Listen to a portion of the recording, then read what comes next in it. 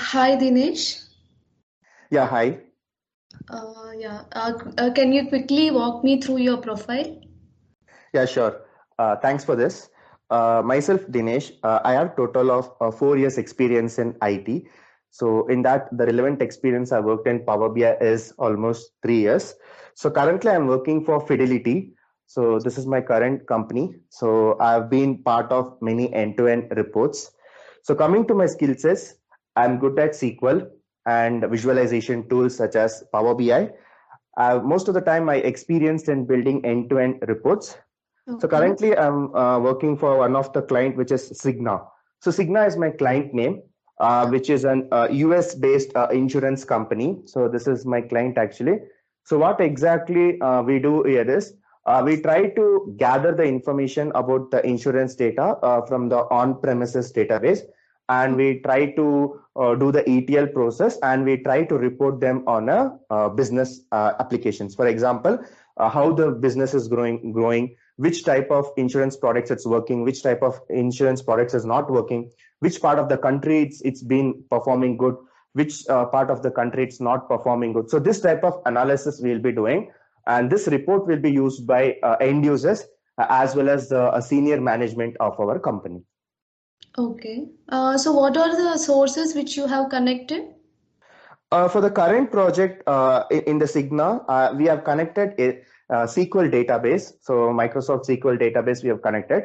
So we have connected using the import mode. So that is something which I have worked in this. Apart from this also, I have a good experience with loading the data from different data sources like CSV, Excel, folder, as well as JSON files, XML files. This and all I have connected.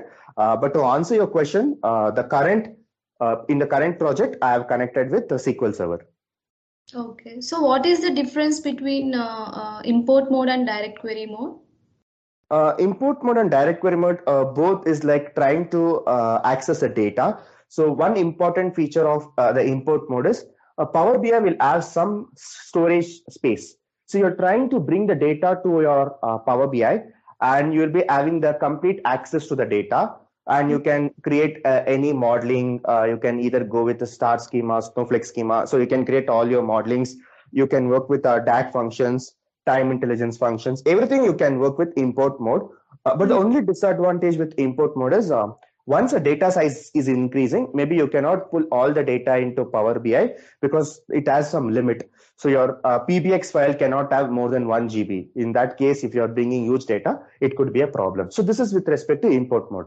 Now coming to the direct mode, what happens is you're accessing the source table via a query. Like you can access it like select star from table, you can call them, and the entire table will be accessible, but you will not see the copy of the data in your Power BI. So the advantage of going with the direct query mode is you can even connect an unlimited data set. Even if your data is having unlimited size, you can directly connect it. But yes, still we have some disadvantages. Like you cannot use some time intelligence functions, some advanced DAG functions. You cannot go and write a calculated columns because since it's coming from the source, right? So you cannot directly go and change that. So you will not be able to create schema as well. So this is the difference between direct query mode and import mode. Both is having pros and cons. Depending on the usage of your business, you can choose the right way of importing. Okay, fine. So how do you rate yourself, with respect to SQL and Power BI on I a scale started of five? my Yeah. So I started my career with SQL. Like that's where I was deployed into initially. So I worked with some of the complex concepts like joins. I worked with some window functions. I worked with some of the multiple schemas as well. So I can rate a 3.5 in SQL out of 5. Mhm. And most of my experience is completely towards Power BI. So I can rate 4 out of 5 in Power BI. Okay, good. Can you tell me, as a Power BI developer, right, which phases you have worked with, only with respect to gathering the data or performing the transformations, or you were part of implementing DAX functions? Can you tell me the roles you have played across the project you have worked Yeah. with? Yeah, sure.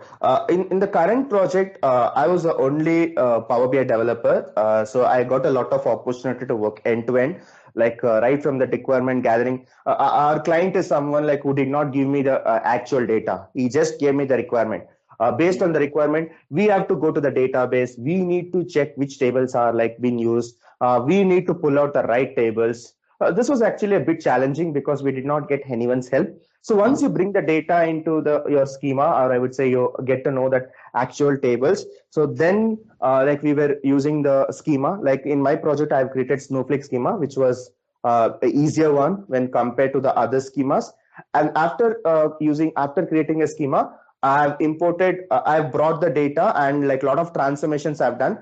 I've done text transformations, column transformations, as well as I've implemented date transformations, number transformations. This is where like we have like merged and appended the tables as well. So then coming to the charts, this is where I'm very good at. I'm specialist in adding the charts because I exactly know which data requires which type of charts. Like starting with column chart, pie chart, donut chart, cards, multi cards. This is where I've experienced a lot of times, like which is the right chart to use for which data. That is something which I've done. And after that, again, I would say that coming to the service level, like I was the only person who was given a premium access. So I was able to publish the report. I was able to create RLS. I was able to set up schedulers. So this is how I've experienced in all the phases of Power BI. But if you ask me in the previous projects, we have a dedicated person for each and every module. I was being part of charts, Power BI charts. Okay, fine. So since you're a good data storyteller, right? So can you tell me what all the charts you have used? I mean, apart from the default charts, right? Have you used any custom charts? Yes. So usually, if you want to use a custom charts, you have to get it from the app space. Like you cannot get it directly. You need to get it from the premium access only. Or if you have an organization account, you can get it. So apart from that, what charts I've used is like I've used infographic chart. This is something which gives you according to your business, and you have used scroller.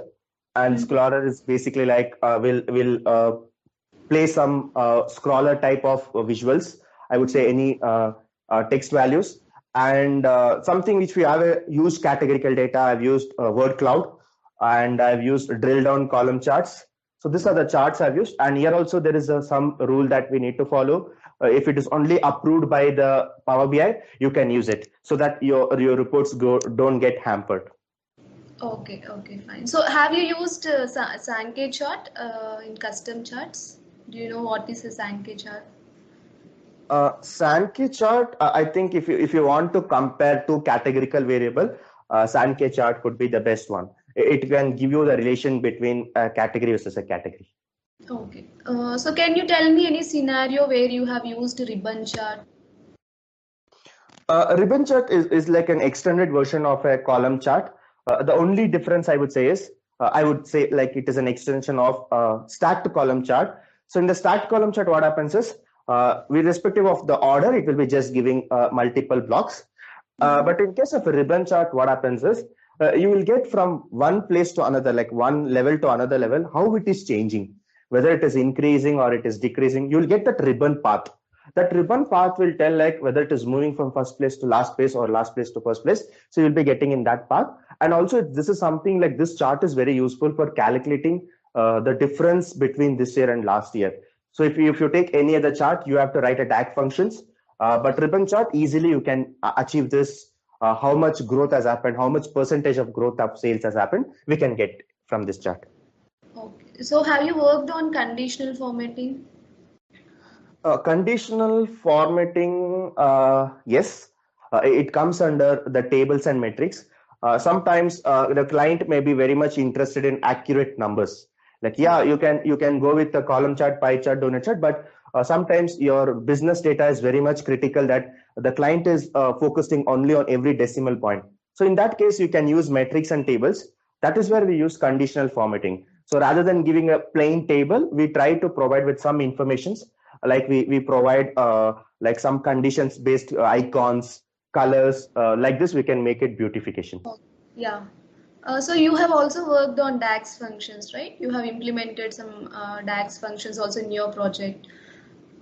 So can you tell me, like, I have a scenario where I want to check, this period, this year sales. I want to compare with last year's sales for the same duration. Say, suppose from November to December, same period, 2021 November to December. Last year, 2020 November to December. So which function I can use? Which time intelligent function can I use for this?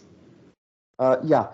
So for this question, right, I can say that there are many ways to do it. That's one of the advantage in DAC functions, because DAC function is like almost 100, 1,400 DAC functions are there. You can write it in multiple ways. So if you're going with last year's same period, you can do a hard-coded value. Like you can use dates between something like that. But this is every time you can't keep on going and changing. So for that, we have a very advantageous function. Same period last year is a one function is there. So whichever period you have selected for this year, the same period you will be getting for the last year. So the function name is same period last year. This is very useful function. Okay. So then what does this parallel period is? See, if you go with the same period last year, right? What happens with respect to last year is, let's say we are in 2021, you can get only 2020 as your same period last year, because you cannot get 2019, you cannot get 2018, you cannot get 2017, because this is just the function itself says that it's a last year. Now, if you go with the parallel period, whatever period you have selected, let's say from March to December, this March to December of 2021 can be compared with March to December for 2019, or it can be compared with March to December for 2018. So you can select which year you want, like how many intervals you want. That is how the difference between the parallel period and same period last year. Okay. So have you worked with sum and SUMX functions? Yes, sum and SUMX functions are like, I can call it as a X function, where what exactly is the difference is, let's say you want to total sales. Like let's say for every column you have a sales, and you want to create a measure total sales. You just need to write a sum of sales. So this is a normal function, normal sum function. For this normal sum function, I can call it as a column level function. For this column level function, the existing column of sales should be present. Only then you can use sum of sales. When you go with the SUMX, right? The SUMX is, let's say sometimes your client may ask, you need not add any columns to my data. You have to calculate it, but you cannot add any additional column. In that case, if there is a total sales is not there, and you want to apply an expression like an order quantity into list price or order quantity into unit price. So you want to multiply something. In that case, what you can do is you can use an expression. By using the expression, you can get the sum of sales, the same sum of sales. So this is an advantageous function, because without even having the existing column, still you can achieve it. And the function you can use is SUMX. SUMX basically has two parameters. One is a table which you want to apply, and the next is expression. So this is an example, and in fact, I can tell it as SUMX is a row level context filtering will happen. Like it will multiply for every row. Okay. So what is the difference between all function and all except? Can you tell me any scenario where you have used this, right? Both all and all except, and there's one more, all selected. So all are a combination of filter functions. So let's say when you write a measure, right? Let's say total sales, and you drag it to any visual, this measure value will change according to the filters that is applied on the table. So let's say you drag country or you drag segment and you take out the sales. So for every segment, for every country, the measure value will get divided. So filtration will happen. So this is with respect to a normal scenario. But if you use as all function, so what this all function will do is, it will actually fix the value. It will not change. I mean to say that whenever you're applying this function, what exactly happens is none of the filters will be applied for this function. That's the power of this all function, because at the end of the day, you need to calculate percentage, something like that. So when you drag this all function, usually it freezes the value. None of the filters will be applied. All the filters which you have applied before, that will be suppressed. Sorry, this is for all. So coming to all except, the same functionality, but only the column which you select, right? Excluding that, all for all the other columns, this filter will be applicable. Okay. So yeah, coming to Power Query Editor, right? So you have done all your transformations in Power Query Editor. So what is M language? Um, M language is also called as a mashup language. This mashup language is basically, I can call it as whenever you're doing any transformation, right? It's just like a drag and drop. It's just like a replacing, removing columns, adding transformations, everything. But internally, there should be some recording that should happen, like what was the steps you have applied, how many times you have transformed it. So everything inbuilt that will be converted into a code. That code is called M language or M code, which is called mashup code. So you do any transformations, internally there is some function that will be written that will be placed in terms of M code. Okay, so what are the transformations you have performed in your project?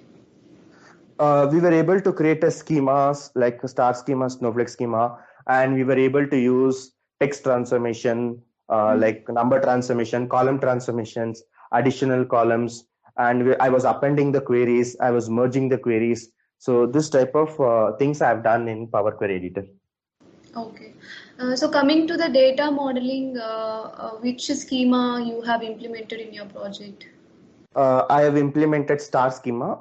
I've also got a chance to implement snowflake schema in one of the other project. Okay. So what is the difference between star and snowflake schema? With respect to star schema and snowflake schema, before explaining the difference, I would like to tell there are two tables that will be involved. One is a fact table, one is a dimension table. Fact table will have the actual client information, for example, sales, profit, cost, maybe this type of information. And the dimension table can be called as a lookup table, like a lookup table like a customer will have a unique ID, customer ID. So for every customer, you will have one record. So this is like a dimension table. When every dimension table is connected to a fact table, you can call it as a star schema. And if you come for if you come for a snowflake schema, some of the dimension tables can be having another dimension table which is interconnected. Or I can put it in this way: a fact table can be connected to a dimension table indirectly.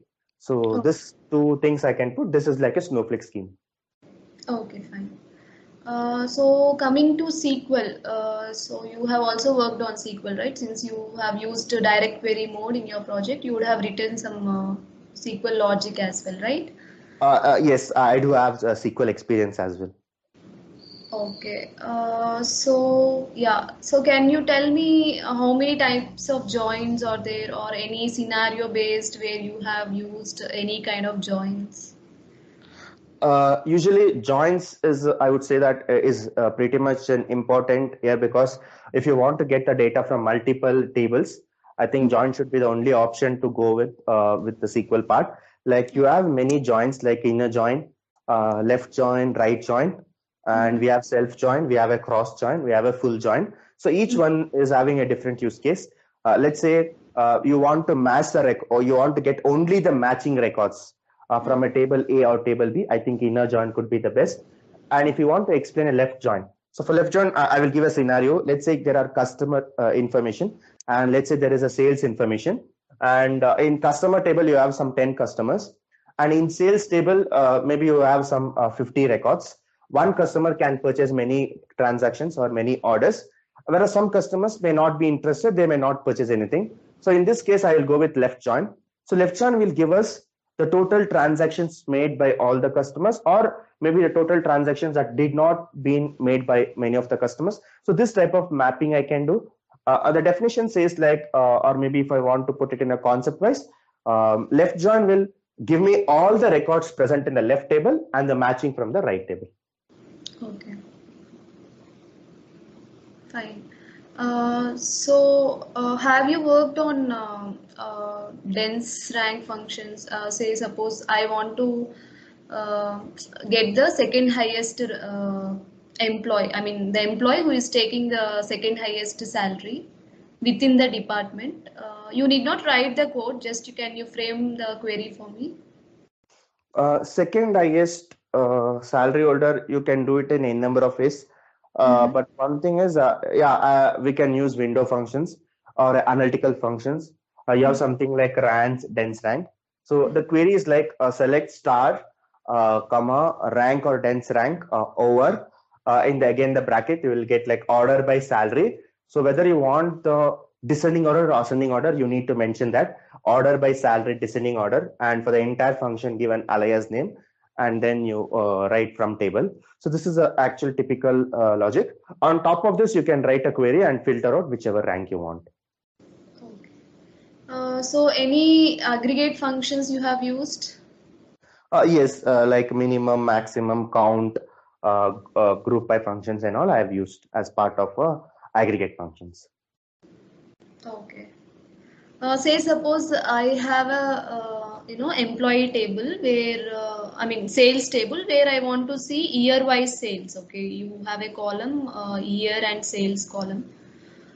So can you frame me like I want to see year wise, like from 2010 to 2020 I have year data and sales I have.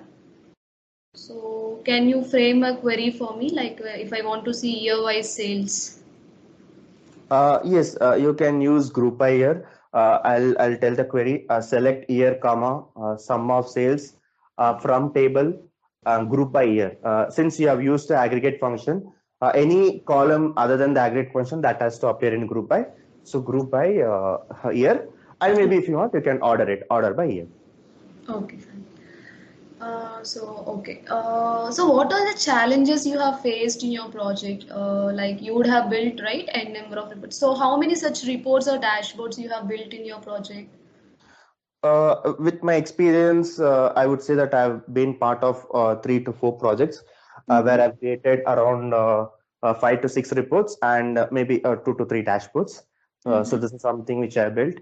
Okay. And challenges, if you ask me, I would say that data gathering was a most challenging because no client will give you a straightforward data set. Like you need to search for it. You need to understand where the data is coming from. You need to understand the business and you need to take out the right data. There could be n number of tables. You need to pick out the right table. So that could be a bit challenging. That is what I experience. Basically, I don't know about other teams or projects where you have a dedicated data engineer team or something like that. But in our team, we were the person who used to get the data. And that function also was a bit challenging because the client will give some calculations based on some multiple functions. You need to write a logic. So there were days where we spent around 2 to 3 days for a function which you want to implement a logic. So that is also a bit challenging. And regarding the performance tuning, I would say that our data was not that huge, so it was manageable. But still, we try to improve our like performance by using a proper Power Query edited transformations. We wanted to optimize it. So those type of challenges we have faced. Okay. So, is there any complex report you have built, and is there any appreciation sort of things you got from the client? Uh, One thing I would like to tell is maybe for one of the report, right? For the not this, for the previous project where I was working for telecommunication. That was my previous project. So every report was like everything was like used built-in charts. But one thing is we wanted to have some special type of charts. So that's Mhm. where we used the infographic chart. So this infographic chart, right? It will give some symbols for that bars. Like for example, you're working for any telecommunication, you can display the symbol of a phone, a mobile phone or a landline phone. Or maybe if you're working for an aeroplane or maybe any of the airlines, you can give a symbol for airlines. So those type of things we can do it. So that is something which we did for a telecommunication vendor, and the client was really happy and it was appreciated for the innovation and out of box thinking which we did. Okay. So, which access do you hold in your project? As a team member, right? Which access do you hold? In the current project, I would say that I was the only Power BI developer, so they had given me premium access, by which I was able to like do the reporting, do the RLS, come up with scheduling the data flows and scheduling the refresh operations. So I was able to do that since I was the only developer. But I've seen people in other projects where they share the access. 2 to 3 people will have pro access, 2 to 3 people have premium access. So depending on the team size, the access will be given. Okay. So, what is your role basically? So, you have worked as end to end, right? Right from gathering to scheduling the refreshes, sharing the reports to your client, right? Yes. I was been part of the complete life cycle of Power BI, starting from data gathering until publishing the report. So, how do you provide access to users basically? Like, have you implemented any row level security? Yes, row level security we have implemented. Again, there are two types. One could be static and one could be dynamic. Mm-hmm. And based on this, we try to give. But apart from that, also we can either give a workspace access, like you can give a viewer access, contributor access, member access. There's one more I don't remember. I think it should be admin. So these are the four roles I would say. You can give access to the workspace. Apart from that, also you can share a report by using mail. Like you can use Microsoft Teams or Microsoft Outlook to send them, or you can even give access to an app level. Okay, so which role you had? Admin or member, viewer, or Uh, since which? I was we were the person who created the report. My Mhm. manager was an admin, and he was given me the contributor access. Okay. So, yeah, I mean, have you worked on bookmarks, actions, Uh, buttons? Bookmarks, yes. There was a situation where they wanted our reports to be dynamic. Like if you click something, something should happen. Like rather than having a static page or like just a filters and slices, they Mhm. wanted to be having some dynamic way of doing it. So that's why bookmark was useful. Bookmarks was basically like I can say that you can. It's like a small. Actually, it's like a normal concept. So if you Mhm. are reading a book, right, you keep in between the bookmarks. So Mhm. directly you can go to that page. Similarly, in Power BI bookmarks also, the moment you click the bookmark, you can have a selected visuals and selected data. So in that case, we can make use of bookmarks, and you have something called selection pan. Like you can select which visuals has to be displayed, and you have a buttons operation. Using this, I think you can make your report dynamic. Okay, fine. So yeah. So what are the updates? I mean, how you keep updating on Power BI, right? Because every month the Microsoft they release few updates on Power BI. So how do you keep yourself updated? Any recent updates you have worked on? Uh, so I usually, every month they keep updating, but I always go through the documentation. We have Microsoft documentation, the official website, where they release all the summary of all the features. I always keep track of it, but again, as I said, like every month it's very difficult to implement it, and your client may not accept that. So I always do a lot of POCs. Like I try to any new update is coming, I'll try to implement and check it, and later on if it is required in the project, I'll try to replicate it. The recent one which I found is you can have something called small multiples. Like instead of going with the entire visual, you have a small multiples. Like based on every category there will be small chunks of the graphs that can be done. So that's something which appears on the front screen of your Power BI. So that is one thing which I've recently used my real time applications as well. Okay, fine. So I am done with my questions. Do you have any question for me? Yes, thanks for this. Actually, it was a very good interaction. Look, what type of role I can expect here? Like any challenges or any specific role based I can expect here? Yeah, so even we are looking for the same profile, right? We also need a Power BI developer where they have, good hands-on from end to end. Since you said, right, you have worked from right from gathering the data from multiple sources and performing all the transformations using Power Query Editor. You have also worked on DAX functions. So similar thing, we are also looking for a individual contributor who can work on end to end across all the phases, right from gathering till sharing the reports to the users, right? Yeah, Okay. something. Thanks for that. And yeah, I'm good with the job description as well. Thank you so much for your time. Yeah, thank you, Dinesh. We'll Yeah, get back to you. Yeah, thank yeah, you. sure. Thank you.